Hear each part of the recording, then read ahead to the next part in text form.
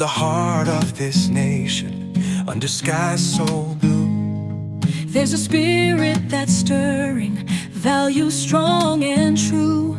from the mountains to the prairies, from the cities to the sea, we stand for liberty, for faith and family. We're diving deep into the heart of what we believe.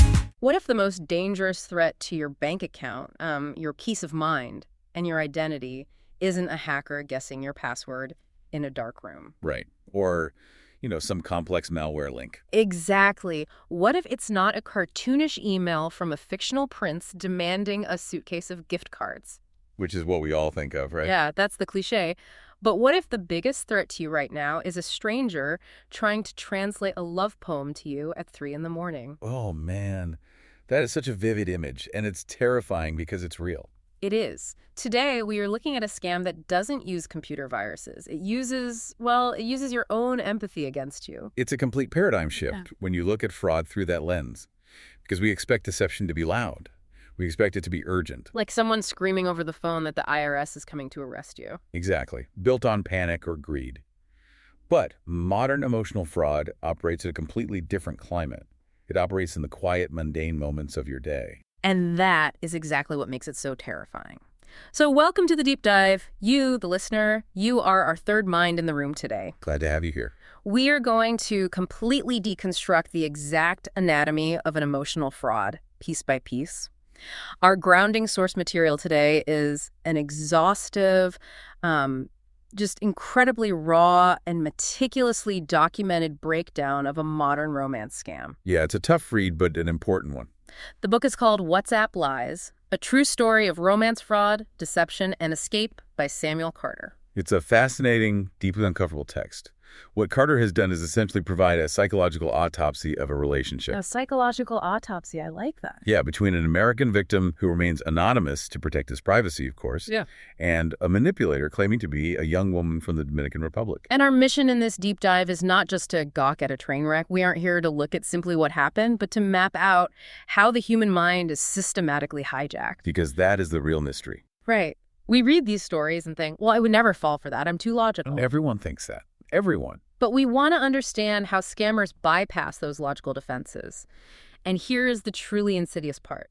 They don't do it by exploiting your stupidity. No, not at all. They do it by exploiting your best traits, your compassion, your hope, your innate sense of fairness. That is the crux of the entire operation. If you are sitting there listening to this and you think your intelligence is your primary shield against deception, you need to recalibrate. Seriously. Because the scammers detailed in WhatsApp Lies, they are not hacking your intellect. They are hacking your humanity. So why should you care about this specific story? Because we all quietly believe we are immune. But as this deep dive is going to demonstrate, deception is most dangerous when it doesn't feel like deception at all. It feels like comfort. Right. It feels like attention. It feels like in a very crowded and lonely world, you have finally been chosen. All right, let's unpack this. We have to start at the absolute beginning, the initial point of contact. Where does a trap like this actually get set? Well, it all starts in a place where randomness is the entire point. The initial contact happens on a random video chat site. One of those swipe-based things? Exactly. If you've ever seen or used one of these platforms, you know the architecture. Faces appear on your screen and disappear a few seconds later. Swipe, new face. Swipe, new face. It's just a constant stream. Right.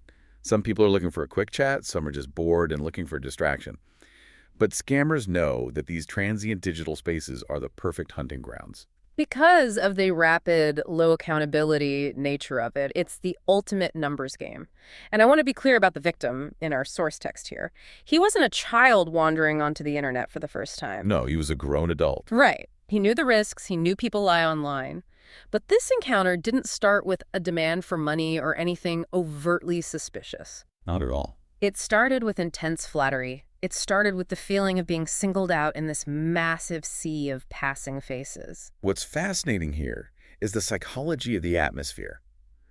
Before any actual demands are made, the atmosphere itself is weaponized. Wow, the atmosphere and weaponized. Yes, scams, especially romance scams, they don't begin with a suitcase of cash.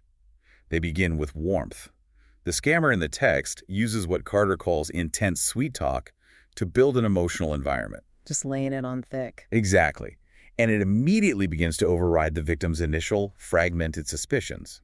When someone is flattering you, making you feel special, your brain does not process that incoming data as a threat. No, it processes it as an emotional reward. You get a dopamine hit. Precisely. The critical thinking part of the brain is essentially told to stand down because the social bonding part of the brain is receiving a massive influx of positive reinforcement. But almost immediately, the scammer makes a tactical move. Within minutes of this flattery, they want to get off the video chat platform.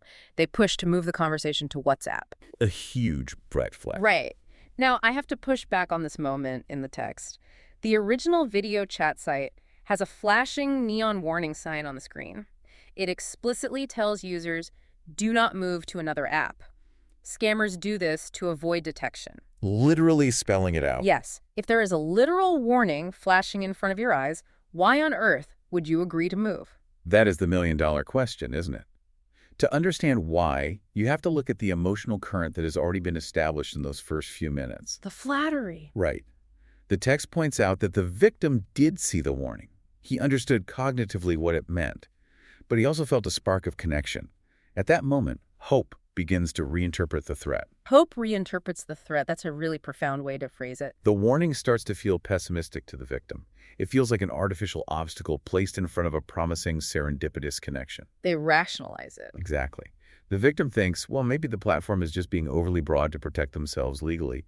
Maybe not everyone who wants to use a better texting app is a scammer. You know, I'm trying to wrap my head around this from a physical world perspective. Let's hear it. Imagine you're in a well-lit public space, say a popular museum or a crowded shopping mall. There are security guards, there are cameras, there are people everywhere. It's safe. Right, lots of oversight. And a stranger comes up to you, gives you a wonderful compliment, makes you feel amazing, and then points to an exit and says, hey, let's leave this crowded, safe place and go into that soundproof back room down the dark alley so we can really talk. Oh, wow. You would never do it. Every single instinct would scream at you to run. But digitally, we do it all the time. That analogy hits the nail on the head.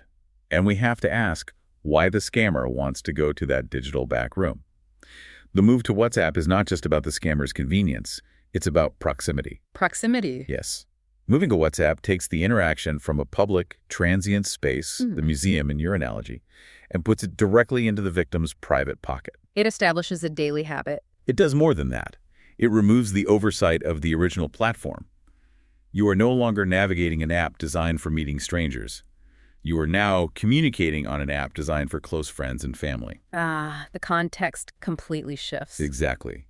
You are now reachable at all hours, and the relationship feels suddenly more intimate, more exclusive, simply by virtue of the software you are using. The source material highlights this concept that just blew my mind. Carter calls it fairness as a vulnerability. Yes, that part is devastating. The victim felt early suspicions. He wasn't blind.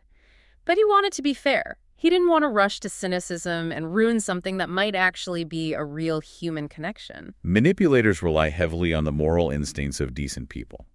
If you are a decent person, you don't want to seem harsh. You don't want to seem prejudiced or overly suspicious of someone just because they are from another country. You want to give the benefit of the doubt. You do. The scammer doesn't actually need you to trust them completely on day one. They just need you to be polite. They need you to be polite, patient, and fair enough to keep the interaction alive while they build the rest of the trap. They use your own goodness as the mortar for the bricks they are laying around you. Wow. So let's look at the next phase. The scammer gets the victim into the private, intimate space of WhatsApp. But the victim is still a rational adult. Right. If the victim has too much time to think clearly, those early suspicions might crystallize into a clean break. The victim might just wake up one morning and say, you know what, this is ridiculous, and block the number. That's the risk the scammer runs. So how does the scammer prevent that? According to the text, you mess with their communication and you mess with their sleep. This is where the methodology becomes incredibly insidious and, honestly, quite sophisticated. The person on the other end claimed to speak only Spanish. Okay. Because the victim spoke only English, this forced nearly every single exchange through third-party translation apps like Google Translate. Now, I want to be fair here. Cross-language relationships happen all the time in the real world. They can be beautiful, they can be enriching. Absolutely. But in this specific manipulative context, The translation app isn't a bridge. It becomes a weapon. It becomes the ultimate scapegoat. Think of the translation app like a funhouse mirror. The scammer can throw a punch, say something demanding, harsh, or completely contradictory, but because of the mirror's inherent distortion, they can claim they were just waving hello. They just blame the app. They blame the app every time. I have to admit, I've used translation apps while traveling, and yes, cross-cultural communication is naturally messy. Idioms get lost, tone is completely flattened. If you type a joke, it might translate into an insult. Exactly. So if you are the victim, how do you even distinguish between genuine translation, awkwardness, and strategic, weaponized ambiguity? You can't. And that is the exact source of power in this dynamic.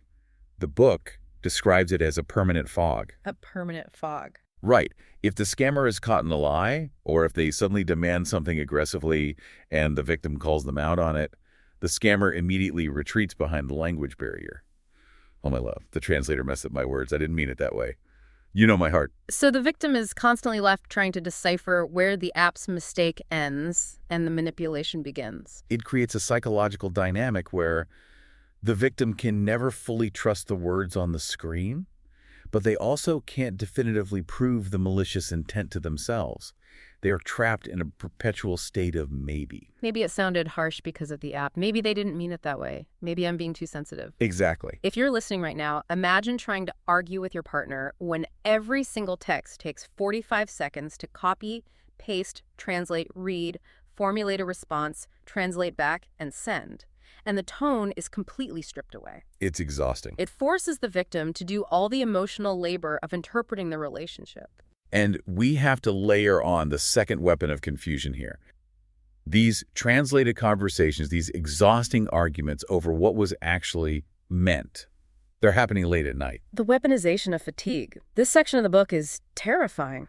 It's a crucial element of breaking down resistance. The relationship becomes characterized by late-night, emotionally intense conversations. The scammer isn't just taking up the victim's time. They're occupying the victim's nervous system. Wow. When you are severely sleep-deprived, your cognitive defenses degrade significantly. Your emotional regulation plummets. Your pattern recognition, the part of your brain that spots inconsistencies in a story, starts to fail. It's like trying to negotiate a complex legal contract at 3 a.m. while under the influence of heavy sleep aids. Yes. You have absolutely no ability to establish boundaries. You can't see the fine print. You just want the argument to be over so you can close your eyes. A tired mind does not demand certainty. It settles for plausibility just to get some rest. If the scammer provides an explanation that is even 10% plausible, the exhausted victim will accept it simply to avoid another grueling, hour-long translated argument. There is also this concept of the false intimacy of the night. People naturally feel more vulnerable, more exposed, and more prone to longing late at night. The scammer attaches themselves to that fragile psychological state. They do. They become the last voice the victim interacts with before sleep and the first text they see when they wake up. The victim's entire emotional baseline is being dictated by this foreign digital presence. So let's take stock of where we are. You have a victim who is exhausted, chronically sleep-deprived, constantly confused by translation errors, and swimming in this manufactured sweet talk. A perfect storm of vulnerability. They are incredibly vulnerable. But in real life, a victim usually isn't totally alone on an island. They have friends, they have family. People around them start noticing the dark circles under their eyes. They start stepping in to help. Which brings us to the next necessary phase of the fraud. When protectors step in, the scammer has to actively sever the victim's lifelines. The trap only works in the dark. Let's talk about the erosion of community. The victim in Carter's book was part of a church. He had Christian friends who began to see the toll this was taking on him. They could physically see it. Right. They saw his exhaustion, they heard the details of this online romance, and they immediately saw the red flags. They tried to warn him. But the psychological trap was already set so deeply that the victim didn't thank them. No, not at all. He became defensive. He started pushing his protectors away. Isolation in a scam context works emotionally long before it works physically. Wait, say more about that. Well, the scammer doesn't need to lock the victim in a room. They just need to lock the victim's friends out of the victim's trust. The scammer achieves this by framing the concerned friends as jealous, cynical, or trying to sabotage true love. But the source text mentions a specific intervention that really stood out to me. The victim's pastor actually sat him down and explicitly warned him. The pastor looked at the dynamic, cut through all the romantic fantasy, and bluntly called the victim a sugar daddy. That is a highly confrontational phrase. It is. And if a respected authority figure in my life, someone I trust for spiritual and moral guidance, sat me down and dropped the phrase sugar daddy on me, I mean, I feel like that would be a bucket of ice water. Why didn't he wake up right then? Why didn't that shatter the illusion? If we connect this to the bigger picture, it's because shame produces defensiveness, not clarity. When someone is confronted with the reality that they have been fooled, the initial reaction is rarely gratitude. It is almost always prideful recoil. Oh, interesting. The victim had already spent months defending this relationship to himself. He had endured the sleepless nights, wrestled with the translations, and invested immense emotional energy. He had a sunk cost, a massive emotional sunk cost. If he admits the pastor is right in that meeting, he's not just admitting the scammer lied. He has to admit to himself and to his community that he was foolish. He has to own his gullibility. Oh, wow. So walking away means confronting his own humiliation head on. The psychological pain of admitting I was scammed is momentarily greater than the pain of staying in the scam. Exactly that. And the scammer anticipates this dynamic perfectly. So what does the victim do? He shifts his focus. He shifts it from, is this person in the Dominican Republic exploiting me, to, is my pastor being fair to my complex cross-cultural relationship? That is such a profound, tragic shift in perspective. The manipulator wins whenever the victim debates the tone of the rescue attempt instead of the reality of the trap. Yes. The victim is sitting there judging his friends and his pastor for being harsh, while giving the scammer a complete free pass for being manipulative. It allows the victim to regain a sense of control and moral superiority. He tells himself a news story. He is the one being loving, loyal, and open-hearted. He is standing up against the prejudice or narrow-mindedness of his community. Unbelievable. The scammer essentially weaponizes the victim's desire to be a good, compassionate person against the very people trying to save him. Here's where it gets really interesting. So the pastor's intervention failed because the victim's pride was on the line. But that intervention reveals something crucial for our deep dive. The pastor didn't just call him foolish. The pastor called him a sugar daddy. Right. Which means That means this wasn't just a war of words and sweet talk at 2 a.m. Money was actively changing hands. How did the scammer introduce finances into a space that was supposed to be purely romantic? they do it by relying heavily on the setting and the narrative. The relationship leaned entirely on the reality of the Dominican Republic. Now, the author of the book is very careful to draw a necessary distinction here, and we should too. Poverty does not automatically mean fraud. Of course not. Nations are not moral categories, and economic hardship is a daily reality for millions of honest people. Right, but economic desperation can intersect with deception. It provides the perfect camouflage. The scammer uses the very real context of the country's economic strain, the lack of infrastructure, the cost of basic goods, to create a compelling rescue narrative. It makes the endless financial requests seem perfectly plausible. It's not the Nigerian prince asking for $1 million to unlock a bank account. No, it's much smaller. It's someone you love who just needs $40 to fix their phone so they can keep talking to you. Or they need medicine for a sick relative. Need becomes the language of loyalty. Every serious conversation starts carrying a price tag. And that incremental extraction is key. It's the boiling frog metaphor. But there is a deeper psychological mechanism at play here that Carter identifies in the text.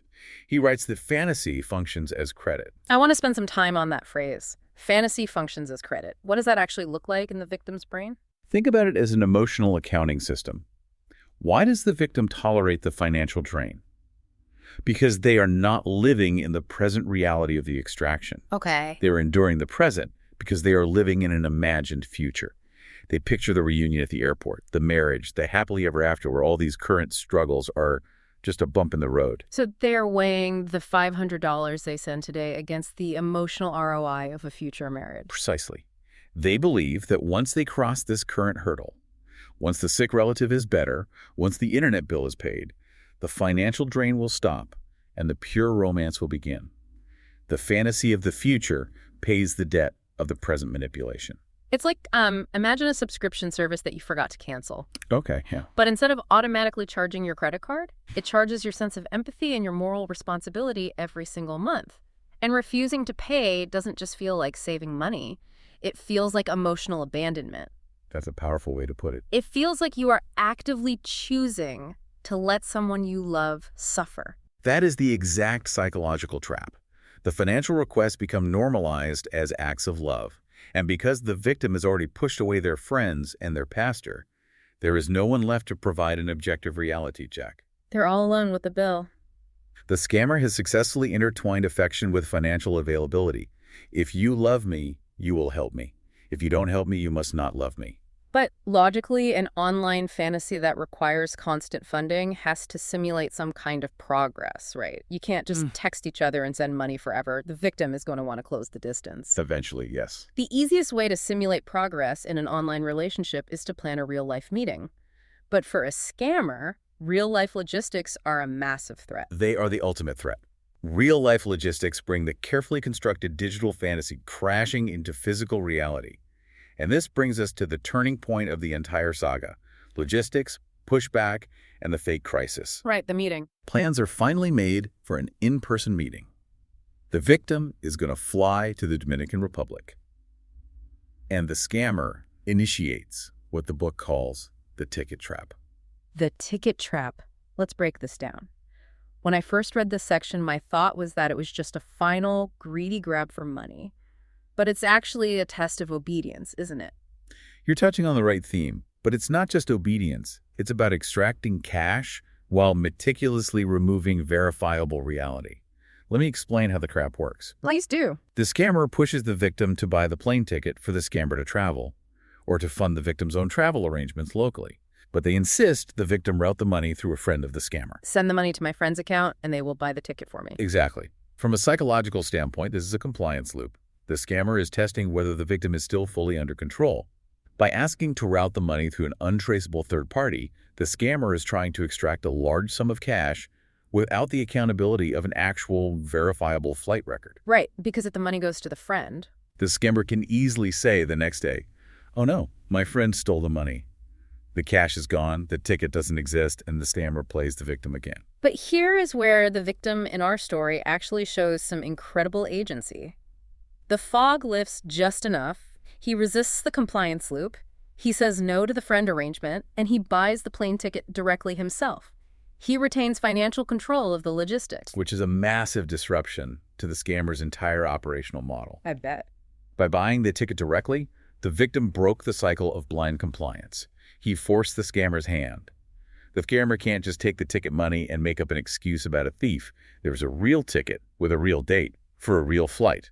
Reality was rapidly closing in on the illusion. And what happens next is almost comical if it wasn't so manipulative. Literally the day before the victim is supposed to travel, a perfectly timed car accident happens to the scammer. Right on schedule.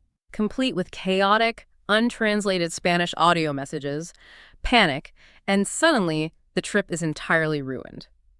Now, I have to ask, reading through the source material, do we think the car accident was real? Was it partially real? Completely fabricated? The author makes a brilliant point in this section. It actually doesn't matter. What matters is the pattern. The pattern overrules the specific event. Right. At some point, an intolerable accumulation of convenient crises stops looking like bad luck and starts looking like structural manipulation. Every single time the relationship approaches direct accountability, or a real-world test, or a meeting, a crisis magically appears to absorb the momentum and reset the distance. It makes me think of an emotional ledger. The victim didn't need courtroom-level proof, complete with police reports, to know the accident was fake. The ledger in his mind was simply full. The debt was too high. Yeah. The months of sleep deprivation, the lost money, the alienated friends, the agonizing translation arguments at 3 a.m., the balance was overwhelmingly in the red. He couldn't afford to care anymore, even if the accident was real. That is the exact moment of total emotional saturation. A human being can only sustain that level of hypervigilance and confusion for so long before the nervous system just shuts down the attachment. And his reaction is profound. He didn't just tell the scammer he was taking a break. He didn't write a long, closure-seeking paragraph. He deleted WhatsApp entirely. He severed the primary corridor of manipulation. Deleting the app wasn't just a digital housekeeping move. It was a profound act of self-preservation. It's like cutting the oxygen. By removing the app, he removed the proximity. He removed the scammer's access to his pocket, his sleep, and his nervous system. He chose peace over the illusion of closure. So what does this all mean? He deleted the app, he's free, right? The story's over. If only it were that simple. Manipulators do not surrender access to a resource that easily. Cutting off the main line of communication is often just the beginning of a completely new and sometimes darker battle. We're moving into the aftermath. This is where the story shifts from a romance scam into something bordering on psychological stalking, pursuit, identity theft, and weaponized morality. It gets really intense here. The scammer realizes the WhatsApp lifeline is dead. The victim has gone dark. So they start pursuing the victim across other social media platforms, Instagram, Facebook. They refuse to respect the boundary. This raises an important question about the difference between love and entitlement. Genuine love respects a no. Even if it hurts, love honors the boundary. Right. Manipulation, however, treats a no as a puzzle to be solved. It treats a boundary as an obstacle to be bypassed. The scammer isn't chasing the victim across Instagram because they are heartbroken. They are chasing the victim because they have lost control of a resource and their ego is bruised. And it escalates to a terrifying degree. The scammer doesn't just send messages. They create a new account, a fake profile, but they use the victim's actual last name as their own. Carter categorizes this as an act of psychological invasion. The clinical term might be something akin to identity-adjacent intrusion. Let's unpack that term, identity-adjacent intrusion. What does that mean in practice? It means the abuser is not trying to steal your bank account. They're trying to wear your skin. Ugh, that's creepy. By taking the victim's last name on a public profile, the scammer is sending a highly aggressive message. You can block me on WhatsApp, you can delete the app, but I can still occupy your digital space. I am still attached to you. I can still claim you publicly. It is incredibly possessive and designed specifically to provoke a reaction. To force the victim to break their own silence, and unfortunately, it works. The intrusion is too much.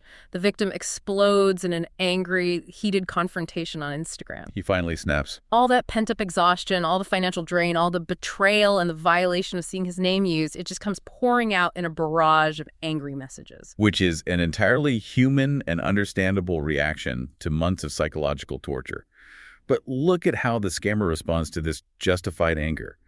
They employ the final, darkest tactic in the manipulator's playbook: weaponized morality. This part made my blood boil. Oh, I know. The scammer knows the victim is a devout Christian. They spent months talking about faith. So when affection fails, when confusion fails, and when the victim is finally expressing righteous anger, the scammer reaches for shame. They tell the victim that his anger is unchristian. He's just so twisted. They tell him he is lacking in grace. They try to use his own theology against him. It is the ultimate gaslighting. When a predator is cornered, they will try to make the victim feel guilty for reacting to the abuse. It's like a burglar who breaks into your house, smashes your windows, steals your belongings, and when you finally catch them in the hallway and yell at them to get out, the burglar crosses their arms and criticizes you for using a harsh tone of voice. Wow, you're being very aggressive right now. I thought you were a nice person. Exactly. How do you recover from someone using your own deep-seated values, your faith, against you? You recover by recognizing the tactic for exactly what it is: a diversion. The scammer is desperately trying to reposition the spotlight off their own massive, months-long fraud and shine it onto the victim's tone. If the victim feels guilty about being angry, the scammer regains the moral high ground. The source material is fantastic on this point. Carter explicitly defends the victim's right to be angry. He argues that Christian faith, or any moral framework built on goodness, does not require passivity in the face of deception. Absolutely no. It doesn't require pretending that evil is less serious than it is, or offering endless, boundaryless grace to an unrepentant predator who is actively trying to destroy your life. Boundaries are not a lack of love. They are the preservation of sanity. The manipulator wants the victim to believe that forgiveness requires continued access. It doesn't. The confrontation on Instagram, as messy and painful as it was, finally shattered the illusion completely. The victim saw the scammer not as a misunderstood lover in a poor country, not as a victim of bad translation, but as an entitled, invasive manipulator who was perfectly willing to twist God and faith to keep control. The fantasy was dead. And that death of the fantasy is the beginning of the victim's actual freedom. Which brings us to the ultimate takeaways from WhatsApp lies.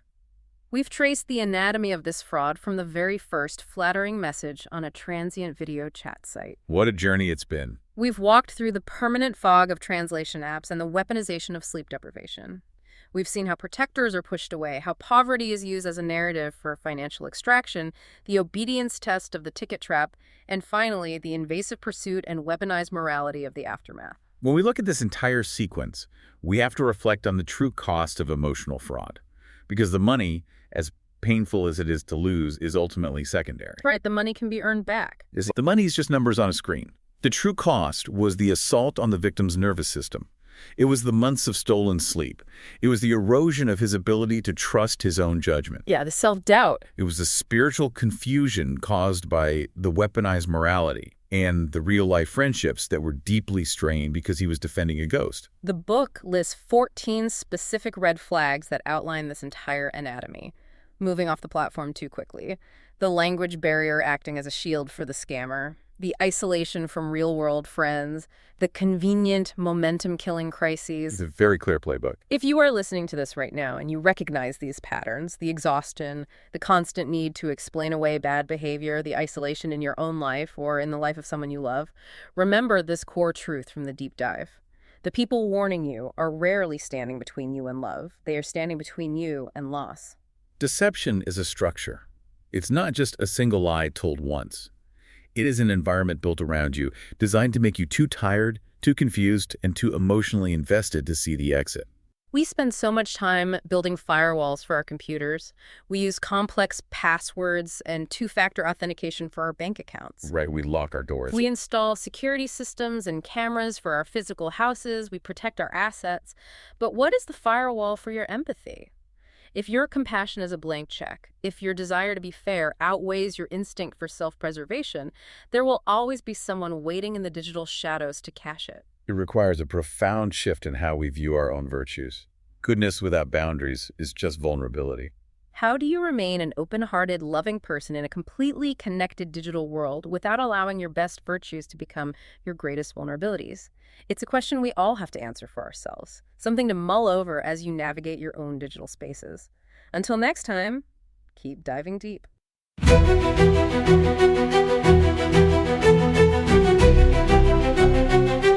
make it make sense. Protecting minds. Brilliant rights back from homes and prisons. Deep Dive Podcast Show. Let's dive in. In the heart of this nation, under skies so blue, there's a spirit that's stirring, values strong and true. From the mountains to the prairies, from the cities to the sea, we stand for liberty, for faith and family. We're diving deep into the heart